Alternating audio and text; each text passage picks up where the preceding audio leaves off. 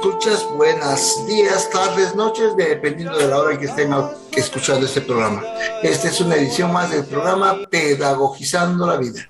Se encuentra en la conducción su amigo y compañero Tapén, y en la disertación importante de los temas que hoy desarrollamos, el doctor Miguel Erasmo Saldívar Carrillo. Hoy traemos un interesante tema que lleva por nombre violencia, agresividad y cultura. Pues doctor, buenas noches, mi hermano. Buenas noches, querido Tapén. Es un gusto estar contigo y con los radioescuchas compartiendo otro tema más de este programa Pedagogizando la Vida, que esperamos y hacemos todo el esfuerzo para que se convierta en uno de los preferidos de la audiencia de Sachila y alrededores. Muy bien, pues ahí está. Vamos entrando en materia de este interesante tema que hoy disertará el doctor para ustedes, y empezaremos por la pregunta clave. Doctor, ¿qué es la violencia? ¿Qué es la agresividad? ¿Cómo la pudiéramos clasificar? Fíjate que es interesante que tú has utilizado en tu misma pregunta dos términos. Dijiste, ¿qué es la violencia? ¿Qué es la agresividad? El común de las personas tiende a creer que la violencia y la agresividad son lo mismo. Y creo que tenemos que estar listos para comprender las grandes diferencias que hay entre los dos, las grandes distancias que hay entre los dos y también, por supuesto, las similitudes.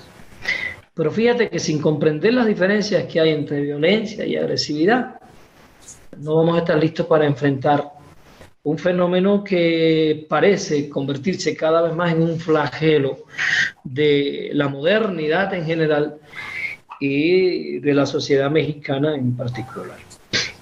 Quiero decir de la modernidad en general porque si las personas son honestas y somos consecuentes, la modernidad que comienza en el año 1492 con la llegada de los castellanos a este territorio comenzó con una de las masacres más grandes de la historia, o tal vez la más grande conocida, pero de la que no se habla.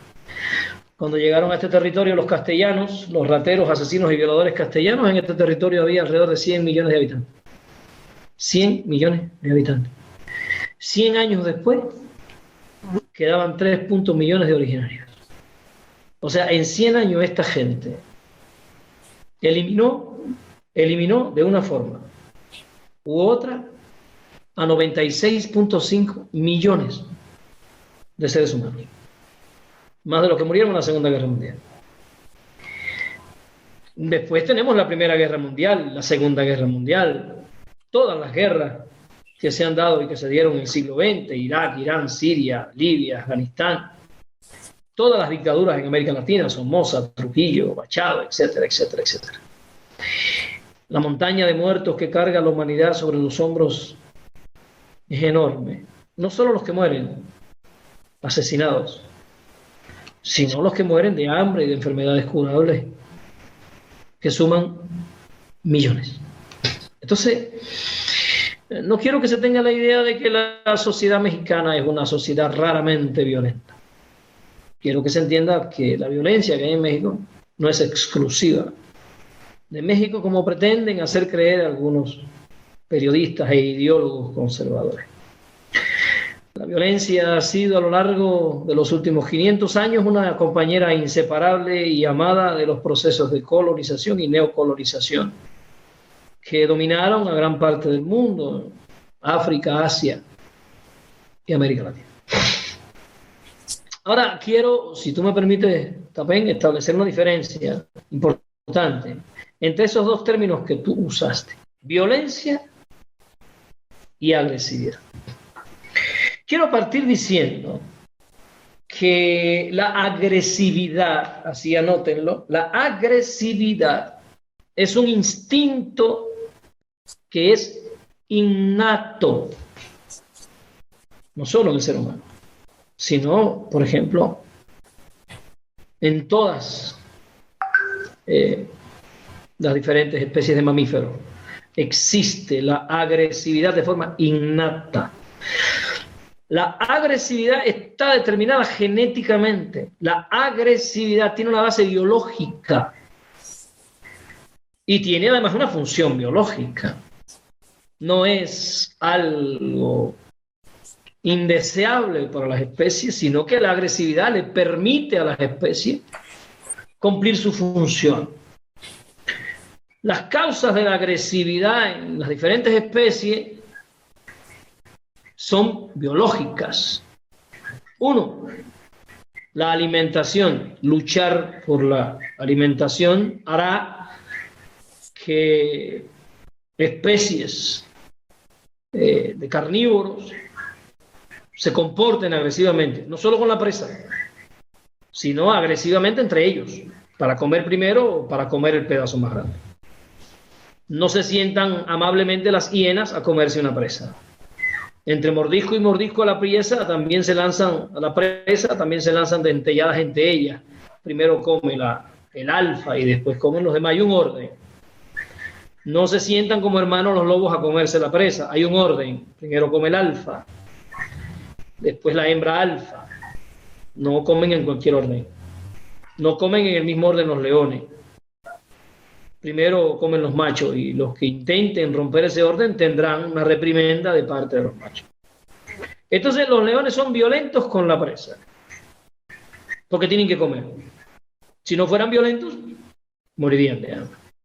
Entonces una de las causas de la violencia animal es la alimentación.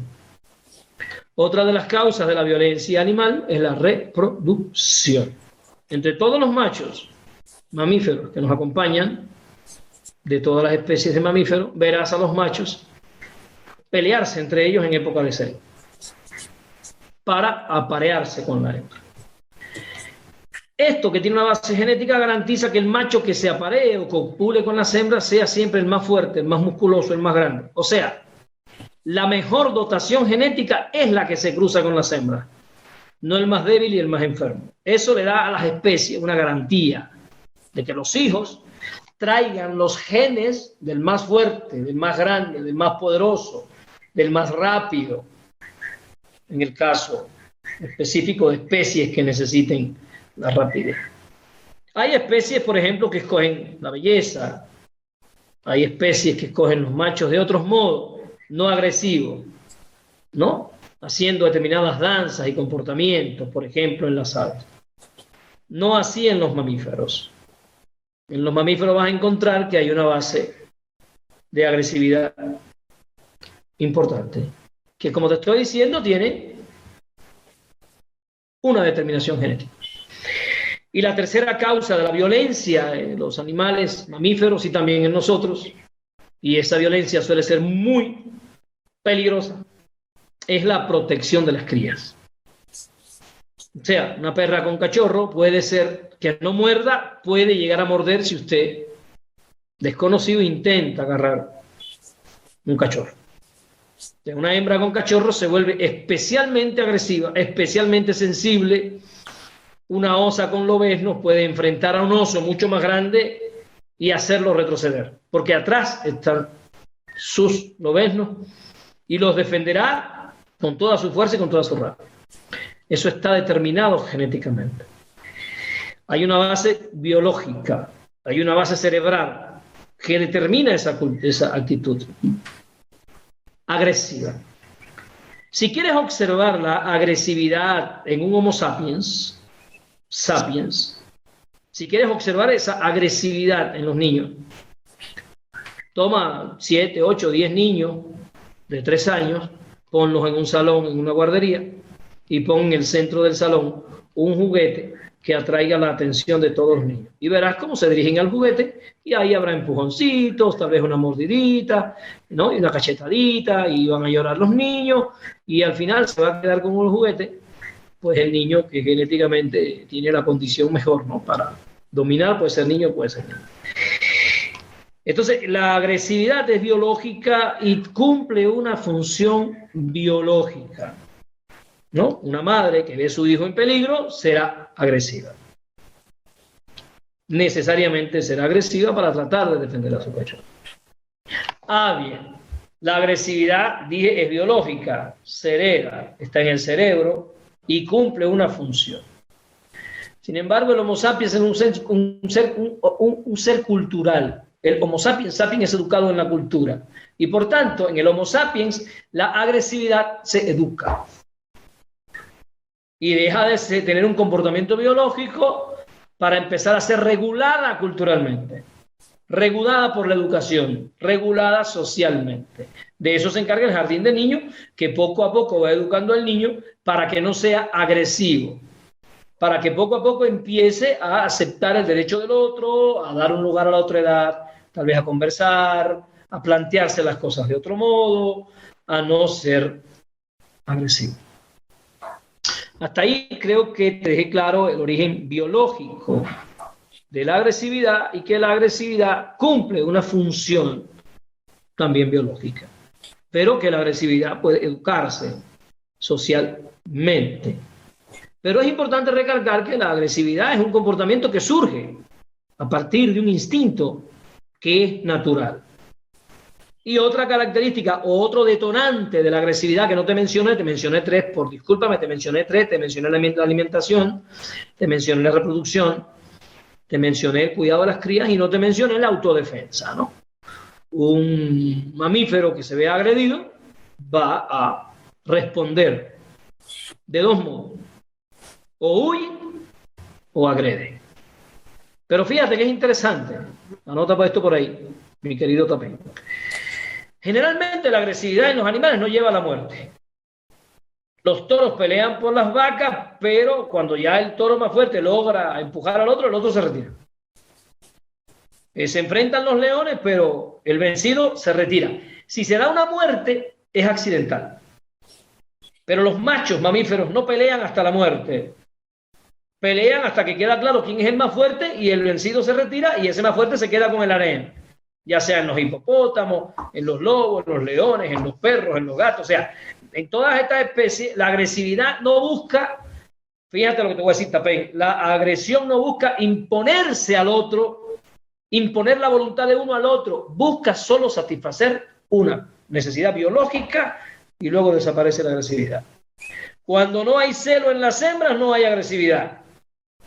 Cuando hay comida para todos, no desaparece la agresividad en los mamíferos carnívoros. ¿Ya? Cuando los cachorros no están en peligro, no va a haber agresividad. Y cuando no me agreden, no va a haber agresividad. Bueno, hasta aquí quise dejarte claro qué es la agresividad. No sé si tienes alguna pregunta. No, perfecto, pues ahí estamos, recapitulamos la idea que nos desarrolla el doctor Miguel. Recordamos, estamos con el doctor Miguel Ramos Saldívar Carrillo, doctor en Ciencias Pedagógicas, que hoy desarrolla el tema de la violencia, la agresividad y la cultura. Y nos va quedando claro, la agresividad tiene una raíz instintiva, biológica, y cumple una función de adaptación a la vida. No se vayan, vamos a una identificación de la radio y cuando regresemos dejamos en el tintero la pregunta y entonces, ¿cuál sería la razón de ser de la violencia? Regresamos, no se vayan, no se despeguen.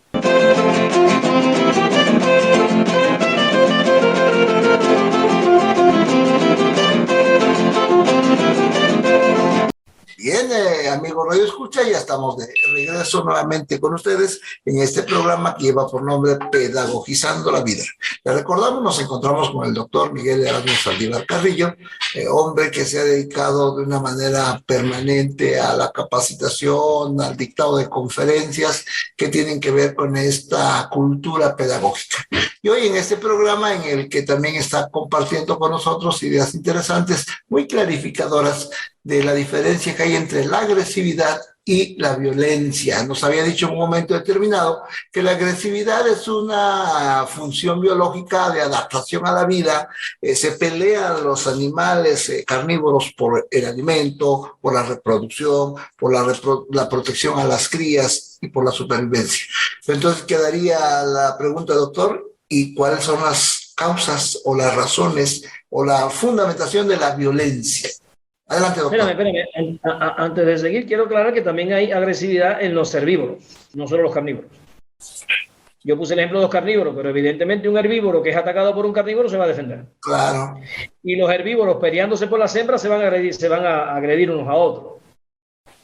Y los toros son herbívoros, pero se dan unas cornadas que terriblemente para quedarse con las hembras, ¿no? O sea, los herbívoros pelean por las hembras, pelean por los hijos, ¿ya?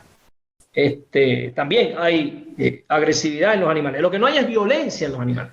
Entonces, aquí quiero dejar claro una cosa. La violencia no tiene un origen biológico. Primer elemento. La violencia no es natural. La violencia es cultural. El único animal violento en el planeta es el ser humano, el Homo sapiens sapiens. Hay que llamarle la atención a National Geographic para que no siga hablando de ballenas asesinas. No hay asesinato en el mundo animal. En el mundo animal la ballena mata porque tiene que comer. No le podemos llamar a un león asesino. El león come carne, no se va a poner a comer manzana, no se va a poner vegetariano, él come carne. Y si lo que tiene delante es un Homo sapiens, se lo va a comer si tiene hambre.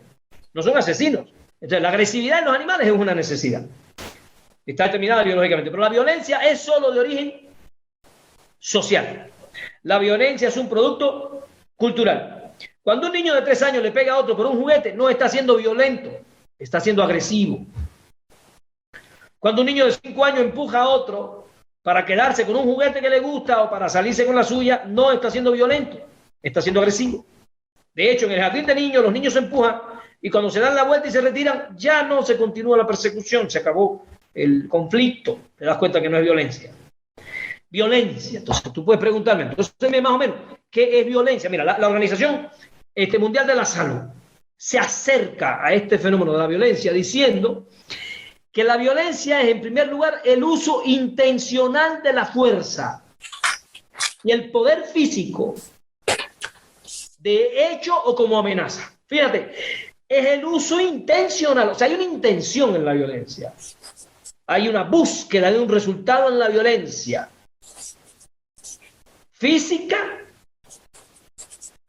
poder físico, de hecho o como estrategia de amenaza contra uno mismo, contra un grupo, contra otra persona, contra lo que sea, ¿no? Con la intención de someter, de obligar, de avasallar, que puede provocar lesiones, muertes, daños, etcétera, etcétera, etcétera. De imponer una voluntad a la otra.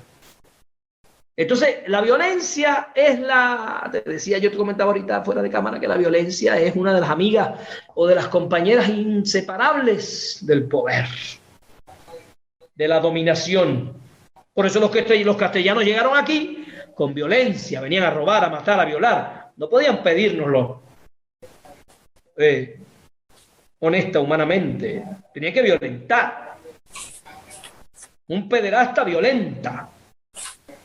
Un hombre que quiere imponer su voluntad a una mujer, violenta. Una mujer que quiere imponer su voluntad a un hombre, lo violenta.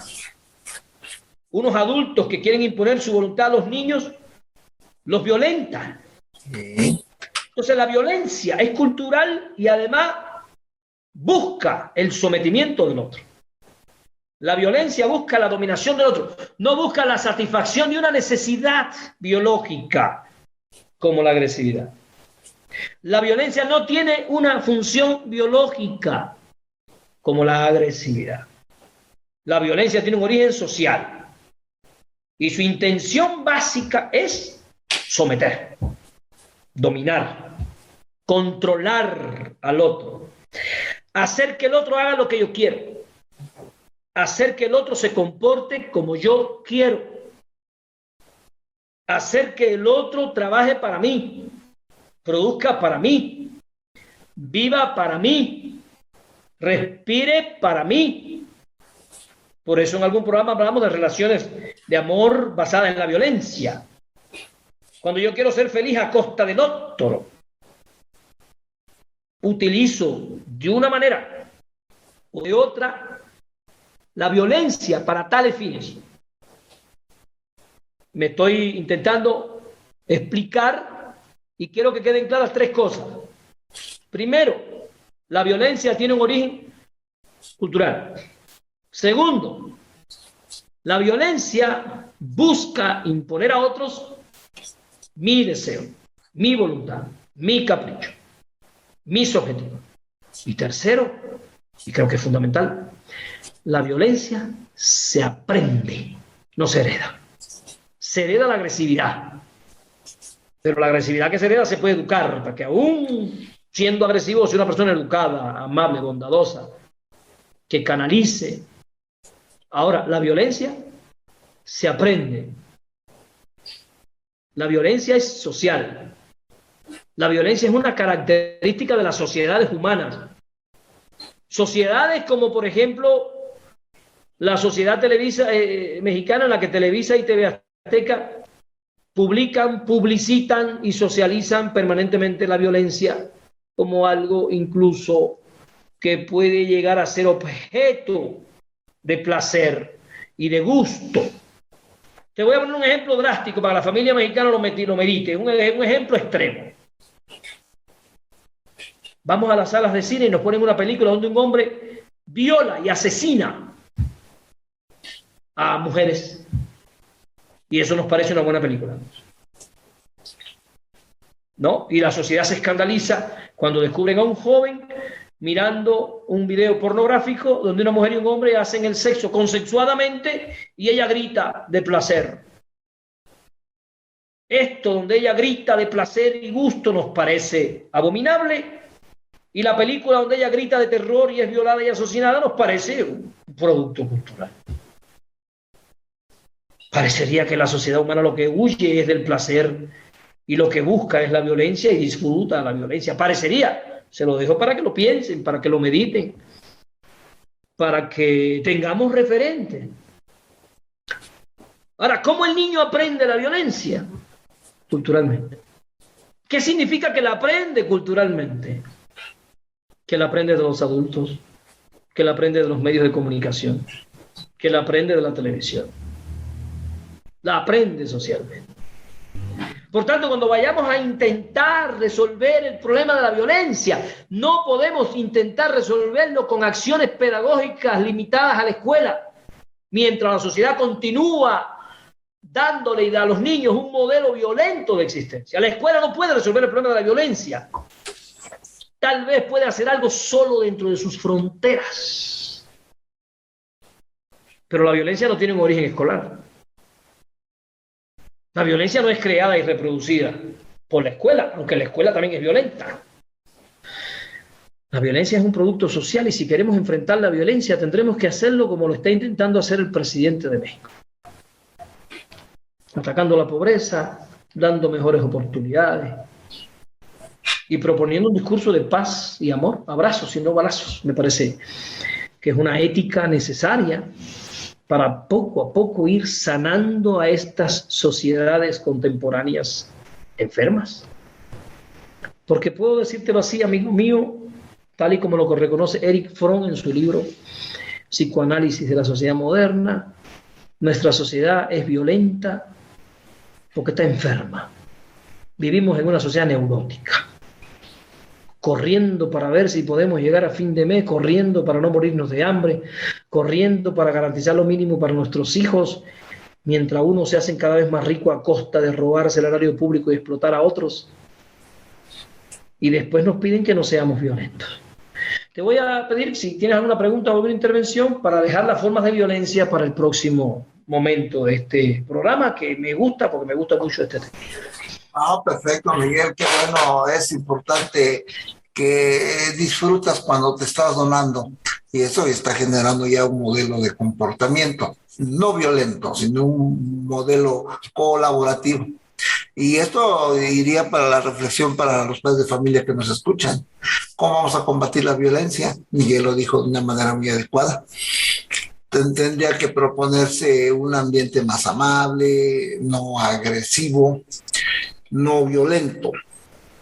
No podemos combatir la violencia con la propia violencia, sino estableciendo modelos de vida no violentos, ¿verdad? Bueno, les recordamos, nos encontramos con el doctor Miguel Erasmo Saldívar Carrillo, doctor en Ciencias Pedagógicas, quien es el alma de este programa que lleva por nombre Pedagogizando la Vida. Hacemos la invitación pública, si algún padre de familia está interesado en compenetrarse y profundizar en estos temas, pudiera ponerse en contacto al 951 282-0450 para ir trabajando la posibilidad de integrarse a un colectivo de estudio para que permanentemente se pueda estar compartiendo estas reflexiones. Bueno, pues vamos a una identificación de la radio, no se vayan, no se despeguen, que regresamos con este interesante tema que es la agresividad, la violencia y la cultura. No se despegue. Más remoto, donde se descubrió el fuego, el hallazgo más hermoso se atribuye a la mujer. Bien, amigos, ya estamos nuevamente de regreso en este programa que llevo por nombre Pedagogizando la Vida. Nos encontramos en la charla con el doctor Miguel Erasmo Saldívar Carrillo, doctor en Ciencias Pedagógicas, que trae permanentemente algunas recomendaciones, reflexiones y sugerencias para cómo pedagogizar nuestra vida. Quedó sobre el tintero, doctor, y preguntaríamos: la violencia y la agresividad normalmente se confunden. ¿Tienen alguna similitud? ¿Pudiéramos entrarle desde esa perspectiva? Sí, hasta ahora yo te hablé de las diferencias y tengo la esperanza de que los radioescuchas estén entendiendo bien la diferencia entre la violencia y la agresividad. ¿Cuál es la similitud entre ambos? Bueno, primero quiero dejar claro que una persona agresiva no necesariamente es violenta. Una persona agresiva no necesariamente es violenta porque la agresividad tiene una base biológica y esa persona agresiva puede ser una persona educada, amable, que controle esos impulsos, que canalice esa ira y esa frustración no hacia la agresión hacia los otros, sino que busque maneras y formas de canalizar esas emociones, que son emociones reales y fuertes, y por tanto puede ser que sea agresivo, pero no violento. En cambio, la violencia, que como dijimos ahorita, tiene un componente social que es aprendido, lo cual no tiene la agresividad, que depende de una propensión genética. Por tanto, repito, se puede ser agresivo y no violento. Ahora, en ambos casos, ¿cuál sería la similitud? Que en ambos casos, tanto en la agresividad como en la violencia, en la base de eso hay sentimientos de ira, sentimientos de frustración, sentimientos de enojo que provocan, que alimentan y que sostienen esos estados emocionales. Entonces, estos dos aspectos confluyen en eso, en que en su base hay sentimientos que son similares. Sin embargo, se asume que la violencia es la ejecución o la transformación de la agresividad en la búsqueda de intereses personales, muchas veces intereses mezquinos. Cuando una persona decide actuar y dañar a otra persona por una razón o por otra razón, esa forma de actuar del ser humano que busca dañar a otro, avasallar a otro, imponerse, someter a otro, ese tipo de conducta no se conoce en el reino animal. No se conoce en ninguna especie animal una conducta que pretenda esos objetivos. Por eso te estoy diciendo que la violencia es social, cultural, a veces, ¿no? Entonces, a veces me preguntan, ¿todas las violencias son iguales? No. No todas las violencias son iguales, amigo mío. Se diferencian. Se diferencian fundamentalmente 7 tipos de violencia. Enuméralas ahí. 1. Violencia psicológica. Es una violencia que intenta dañar psicológicamente la estabilidad de una persona. Esa violencia psicológica puede ser por negligencia, abandono, insultos, humillaciones, comportamientos destructivos, amenazas, autoagresiones, etc. Se puede dar dentro de la familia, padres contra hijos, madres contra hijos, esposos contra esposas, hermanos contra hermanas. Se puede dar. Es un tipo de violencia psicológica que intenta dañar psicológicamente a una persona. Otro tipo de violencia es la violencia física. Esa la conocemos más, que es el acto humano que inflige daño físico a otra persona, usando la fuerza, usando algún objeto. Cuando fueron despojados en el 2006 los maestros que con todo derecho se manifestaban en el Zócalo, hubo violencia física. También existe la violencia patrimonial, la sustracción o destrucción o retención de objetos, documentos personales, bienes, valores, derechos patrimoniales, recursos económicos, que son para satisfacer la necesidad de los hijos o de la pareja, etcétera, etcétera, etcétera. Estamos frente a un tipo de violencia que se llama violencia patrimonial, ¿no? Te esconden los documentos, un pasaporte para obligarte a quedar en un lugar, estamos, ¿no? No permitirte salir, moverte, y estamos frente a un tipo de violencia como esta. También la violencia económica, ¿no? Cuando los padres dejan de satisfacer las necesidades económicas de sus hijos, cuando la pareja deja de aportar para la satisfacción de la necesidad económica de su otra pareja, en el caso de que ella no trabaje, puede ser mujer, puede ser hombre, ¿no?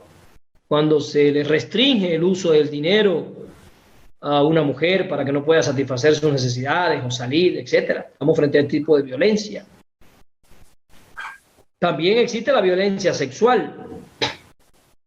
Cuando cosificamos el cuerpo de una persona, ya sea mujer o hombre, para violentarlo, para usarlo en la satisfacción de impulsos eléctricos, sexuales, perdón, estamos frente a un tipo de violencia que se le llama violencia sexual.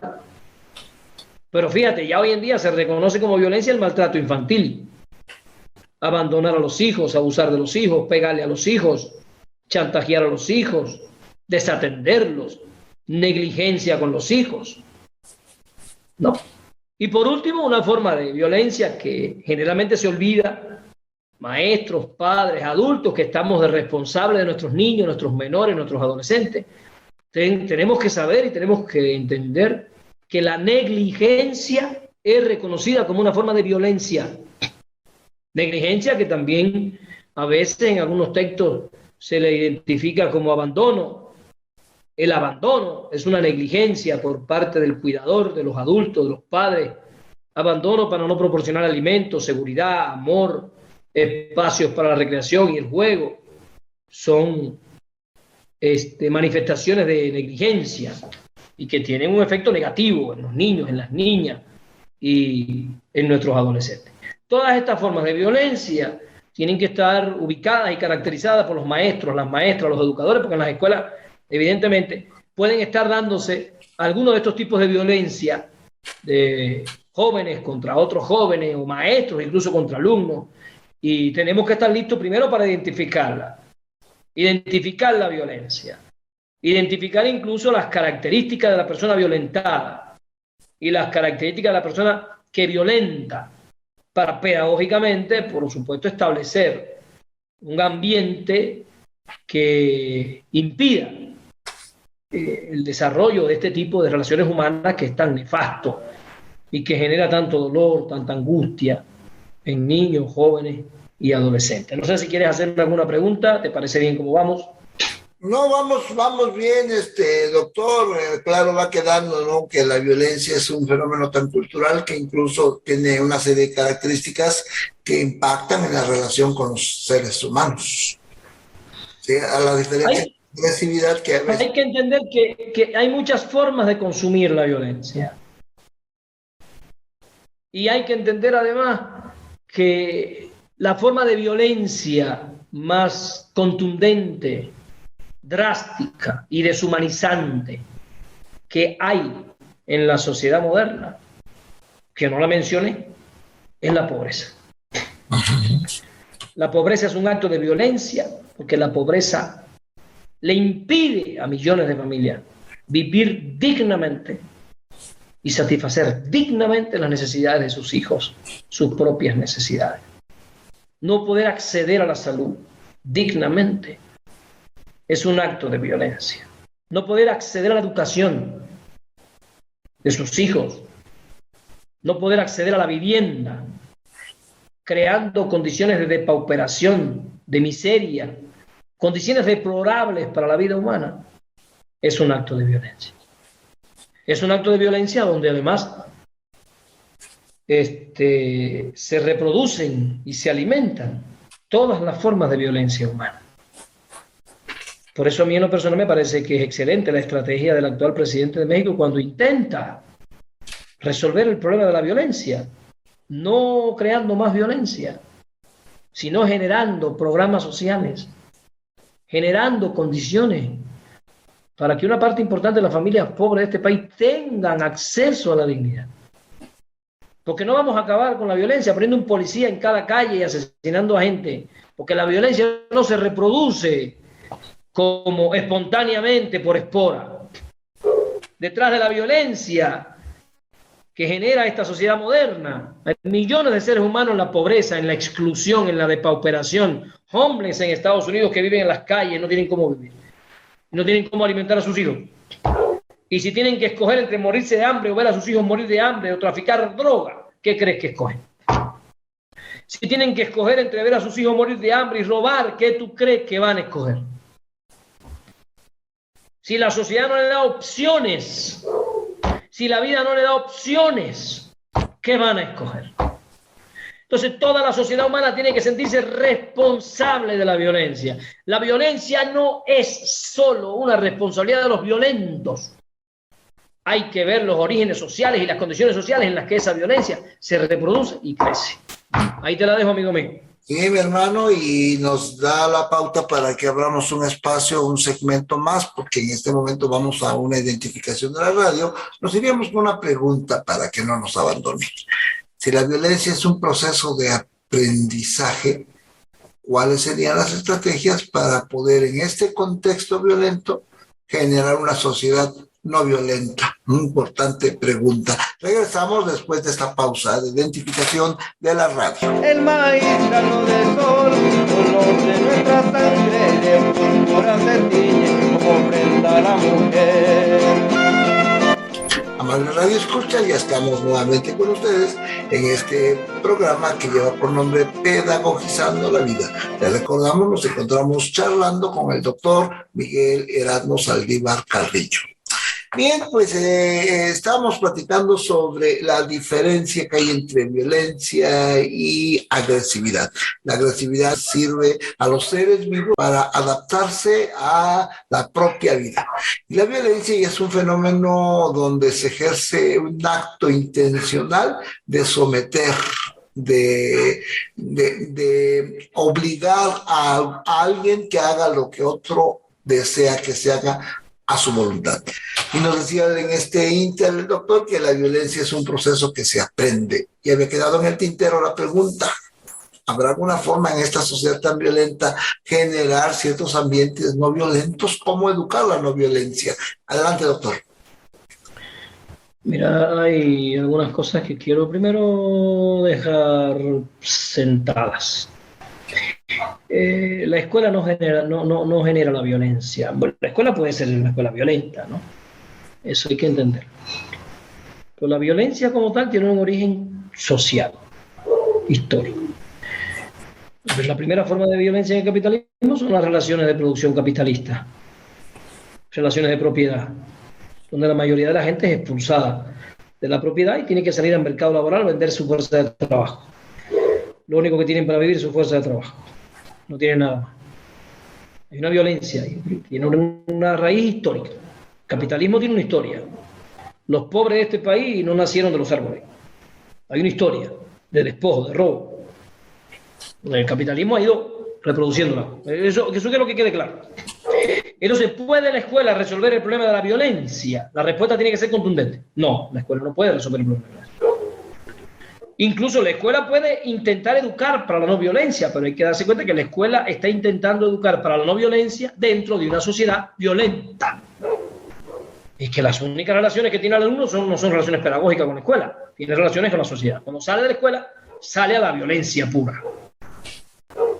Lo ideal sería tener una sociedad de justicia, donde la violencia no sea un recurso, porque se pueda vivir dignamente.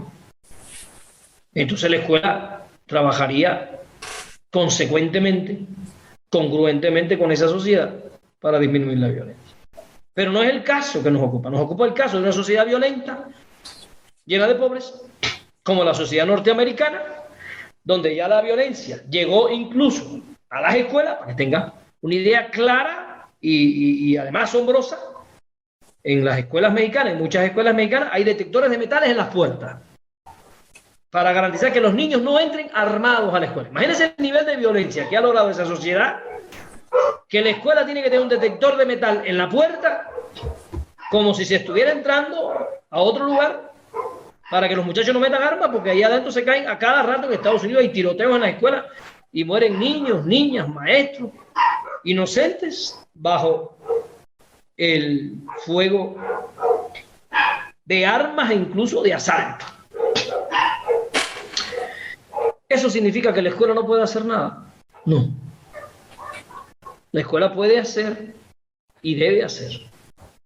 La escuela debe establecer una estrategia para educar en la no violencia, en el respeto a la dignidad humana. Necesitamos que la escuela se comprometa con eso. Necesitamos incluso que los currículos escolares, que se elimine de la currícula escolar toda forma de violencia. Violencia a través de evaluaciones, violencia a través de reglamentos impositivos, violencia a través de tratos verticalistas, donde unos maestros bancarios, como le llamaba Paulo Freire, se imponen rígida e irracionalmente a los niños. Necesitamos una escuela que pueda construir un proceso pedagógico horizontal, dialógico, digno y de respeto. Porque eso, por supuesto, sería de mucha ayuda.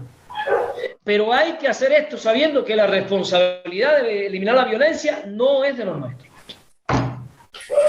No podemos poner en los hombros de los maestros una responsabilidad como esa, porque no tienen cómo resolver ese problema, ni tienen las herramientas, ni son responsables de la pobreza, de la exclusión, del hambre, de la falta de oportunidades, de medicamentos. Entonces, lo ideal y lo correcto es que la escuela trabaje diseñando programas para la educación en la no violencia, pero que también trabaje en las comunidades, trabaje el Estado, el gobierno, desarrollando y ejecutando acciones que impidan, limiten y en la medida de lo posible eliminen la violencia de nuestra sociedad. Quiero darte una idea final. ¿Puede el presidente mexicano acabar con la violencia en México en 6 años? Antes de hacerte esta pregunta, te haría otra. ¿Puede el presidente mexicano acabar con la pobreza que hay en México en 6 años? No, no puede. No, es un tiempo muy limitado. Si no puede acabar con la pobreza, no puede acabar con la violencia. ¿Puede el presidente mexicano acabar con la exclusión y los problemas de acceso a la salud y al trabajo que hay en México en 6 años? No. ¿Puede el presidente mexicano garantizarle a cada uno y a todos los mexicanos una vida digna? ¿En 6 años puede garantizar eso? No. Entonces, ¿cómo le vamos a pedir que acabe con la violencia? ¿Cómo podemos pedirle algo así? Si estamos diciendo que la escuela no puede acabar con el flagelo de la violencia, y tenemos miles de escuelas y millones, 1,5 millones, 1.8 millones de maestros. Si ellos no pueden, ¿cómo va a poder el presidente? ¿Cómo? Es bastante. Esto es una discusión social que hay que discutirla desde la historicidad. Hay que discutir la historia de la violencia en México. Y hablar de la historia de la violencia en México es hablar de la historia de la corrupción de los gobiernos de los últimos años, hablar de la pobreza, de la exclusión, del robo del agua, del robo de las minas, de la contaminación del medio ambiente. Todo eso tiene que ver con la violencia, porque son formas de violentar a la naturaleza, y como nosotros somos naturaleza, al violentar a la naturaleza, nos violentamos a nosotros mismos. Te propongo que lo pensemos así, porque si no, no vamos a poder encontrar el hilo de Adriana para resolver este grave problema que aqueja a toda la modernidad, y en especial, porque lo estamos tratando hoy, a la sociedad mexicana. Oye, Miguel, mira, siguiendo esta línea de reflexión que tienes, revisamos dos instituciones, el gobierno, en este caso el personificado en el presidente, que tiene un discurso de no violencia y está haciendo pasos enormes para combatirla, pero concluimos que no va a poder en 6 años terminarla. Fíjate, voy a decir algo más importante que el gobierno, son los medios de comunicación. Los mismos medios de comunicación que lo atacan a él por no acabar con la violencia, cuando prendes a la televisión y aprendes a la radio y vas a la revista, están llenos de una conducta violenta, de propagar, promulgar y muchas veces alabar la violencia. Sí, así es. La idea iba en ese sentido. Los medios mismos, entonces, como un segmento de la sociedad, también promueven, alabándola, idolatrando a la violencia. La escuela tiene sus limitaciones para poder combatirla, porque no atiende las raíces de la violencia. Y en tu opinión, ¿qué responsabilidad le cabría a la familia? Importante responsabilidad le cabe a la familia porque es la primera institución socializadora, donde primero el niño aprende a culturalizar su agresividad. La familia es donde primero se aprende a comunicarnos asertivamente, con respeto. La familia es el lugar donde primero se aprende a regular los impulsos, donde primero aprendemos los límites. Hay una cantidad de gente por ahí que no tiene límites, cree que puede hacer lo que sea por lograr sus objetivos, y eso no es correcto. Entonces la familia es fundamental. La familia, pero entonces, como te digo, una parte importante de la familia tiene hambre, tiene necesidades, y lo que estás viendo a ver cómo sobrevive, y le quieres pedir un nivel cultural para enfrentar la violencia que ni siquiera tiene. Porque los libros se venden en 300, 200, no se puede comprar un libro. Y si hay un libro, tal vez y se lo llevan para el baño. Pero todo esto tiene un carácter social que hay que atacar con seriedad y con responsabilidad. Por eso me parece muy bien todos esos programas de gobierno para apoyar a los más pobres con algún tipo de recurso, que no es suficiente, que no es todo lo que hace falta, pero es algo ya para que puedan ir poco a poco saliendo de la terrible condición en la que estaban. Porque si no dignificamos a la familia económicamente, ¿cómo le vamos a pedir que cumpla su función educativa o su función cultural si no es capaz de cumplir la función económica? Dentro de las funciones familiares, la primera es la función económica.